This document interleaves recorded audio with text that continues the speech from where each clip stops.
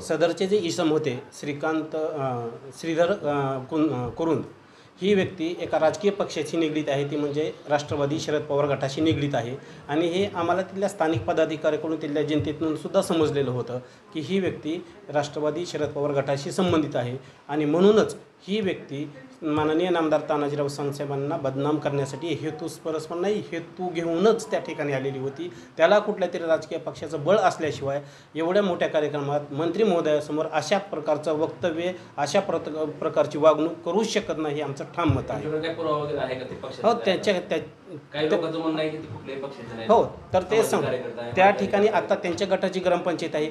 गेल्या 5 वर्षात जर त्या ठिकाणचा हिशोब आपण तिथली माहिती घेतली तर त्याच्या विरोधात ग्रामपंचायत होती, त्या पक्षाच्या विरोधात ग्रामपंचायत होती. सतत 5 वर्षे त्या ठिकाणी प्रत्येक कामात तक्रार, माहिती अधिकार ह्या प्रकारचे ते अडथळा आणणे, त्या प्रकारचे ते करत होते. या 5 वर्षात त्यांच्या पक्षाची ग्रामपंचायत आहे. या वर्षात त्यांचा एकही तक्रारी अर्ज, एकही माहिती अधिकार आलेला नाही. याच्यावरून ते निश्चितच होतं की ही त्या पक्षीय संघटनेशी निगडीत व्यक्ती आहे.